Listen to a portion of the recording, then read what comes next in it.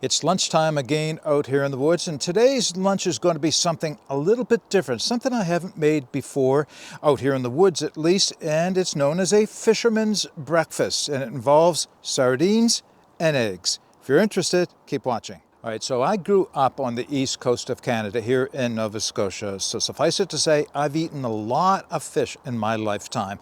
If it swims in the sea, there's a good chance I've eaten it at least once. So I've eaten sardines countlessly. They're a regular for me, usually in salads or sandwiches or something like that.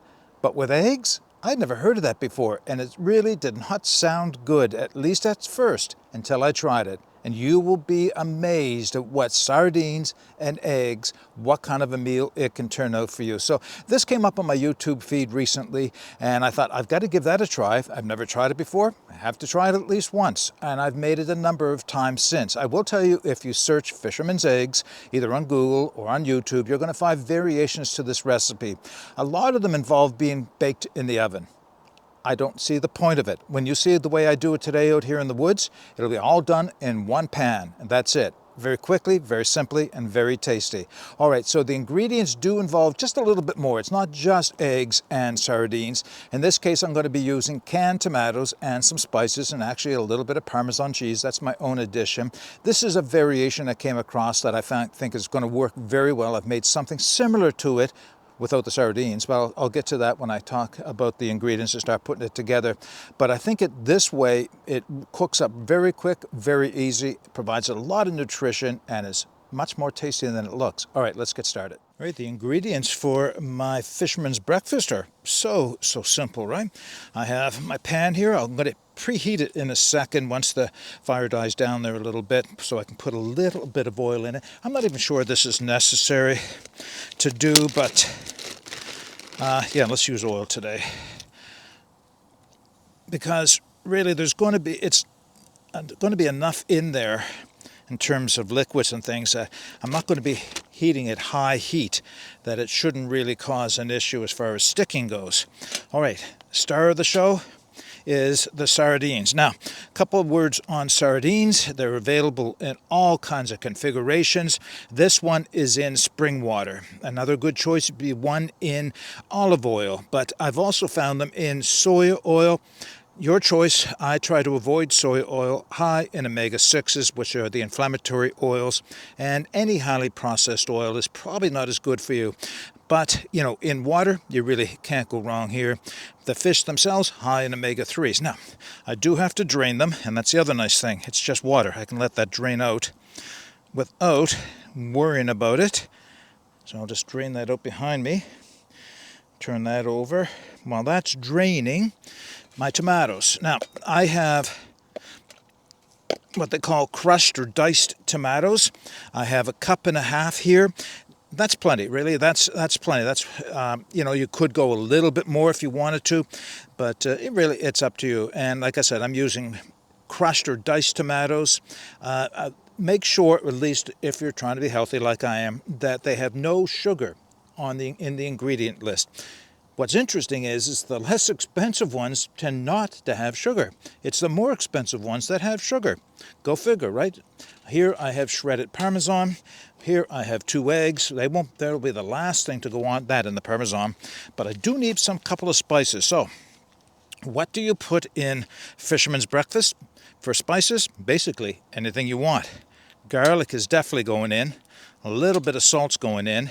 In this case, I'm going to put some Tex-Mex in. And, oh, no, maybe I'll take the Tex-Mex out. Old Bay. That'll be my other seasoning for this one, is Old Bay. I think that seems to work well here. All right. Let me just take a moment to heat the oil up. I won't be cooking over that flame. You got to know that. I got to wait for the flames to die back. But all I'm trying to do now is just heat the oil up a tiny bit before I put my sardines in. That'll only take a couple seconds. So the fry pan that I'm using today, or skillet, is from Fire Maple. Nice stainless steel one, folding handle. Reviews on that if interested. Has worked well for me, built for being used over a fire like this. All right, so that's pretty good. Now, let's put the sardines in the pan. You can see that that was hot enough to make the oil smoke that quickly, so you really don't want it too hot. Sardines going in. Oh, they actually sizzled. Boy, that didn't take long for that to heat up. That's why you don't cook over that high a heat, is because you'll burn everything without question. All right, I want to bring this up so you can see what I'm doing. This is a folding anodized aluminum spatula.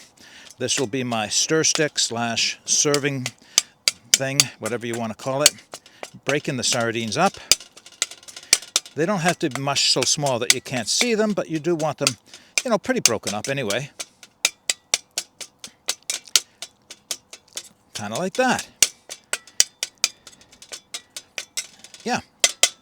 And then the tomatoes. The whole works. All the tomatoes. They're in. And why don't we just take some time, throw a little bit of salt in. A little bit of garlic, and maybe a little bit more garlic, and the Old Bay. I'm running out. There's my seasonings for this. All right, that smells good already. Mixing them together. All right, my flames are starting to die down there. I'm just about ready. So all I'm going to do, basically, is heat this up a little bit, simmer off some of the fluid, and that's when I'll add the eggs. But I'll bring you back when it's time to do that. Let's get this on the heat. And I'll bring you back when it's time to add the eggs. All right, this didn't take long at all. In fact, I have a little bit more flame in the stove than I should, but I can lift it off so it doesn't get too hot.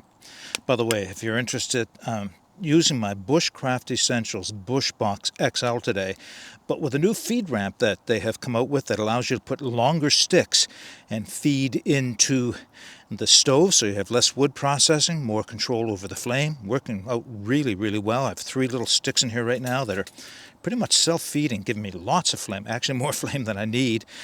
So I may have to take this off of the heat, but as long as I keep things moving, I'm still reducing the amount of liquid in the tomatoes, but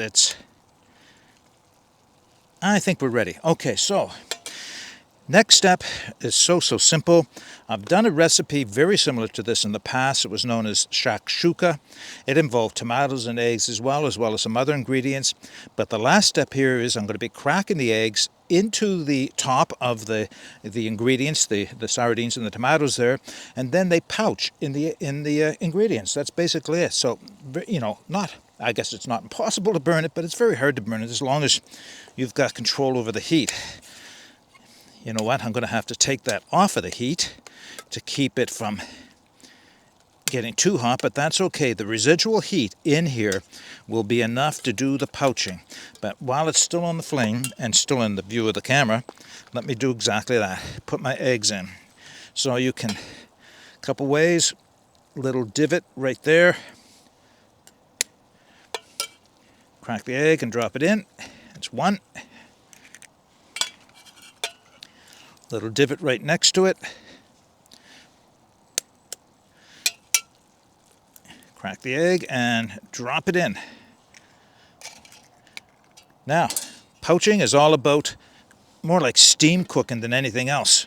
So that's what I'll do is I'll put my lid on, which just happens to be a pie plate.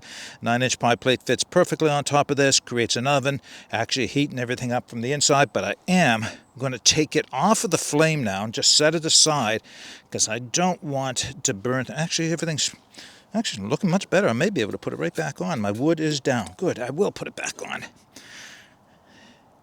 So it'll be, oh, you know what? I did forget something, didn't I? My cheese. Parmesan cheese. I'm just sprinkling shredded Parmesan cheese over the whole thing.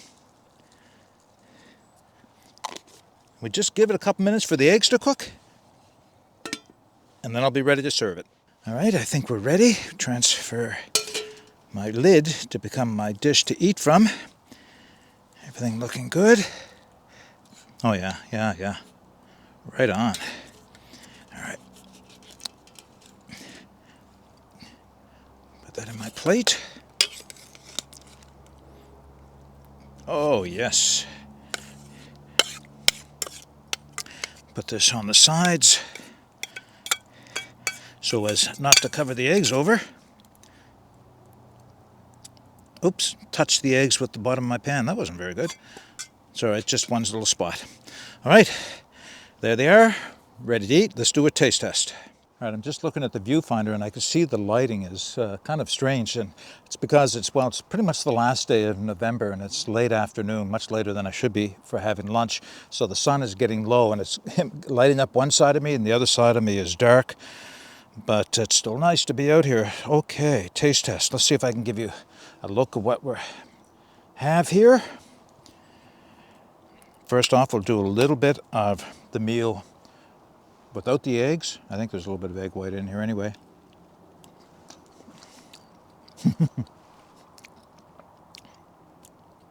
Another little taste test.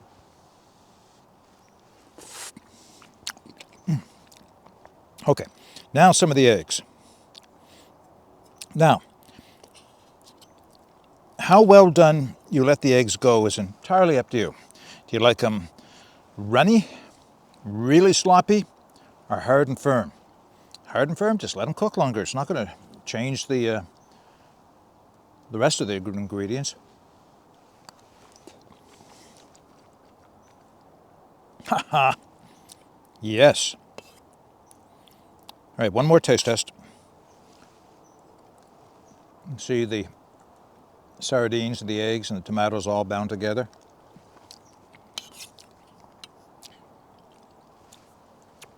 Oh yeah, yeah. So I've made this a few times at home, of course. I wanted to make sure I knew what I was doing before I tried to do it here in the woods. The challenge is always when you get out to the woods and you're cooking over a fire, well, all the challenges that go with that as well as the work to get set up for it. But amazingly, it always tastes better than it does at home, right? Okay, so yes, this is a great meal. Now, you might have to be a fish lover in order to really enjoy this. There's still a sardine flavor on it. There's no way around it. While you're eating sardines, you're not going to completely eliminate that flavor.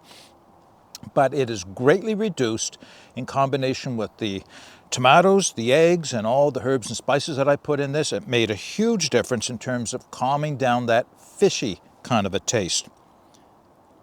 This is a wonderful meal and so healthy. So high in omega-3s, so high in protein, so low in carbs, so low in processed anything in there.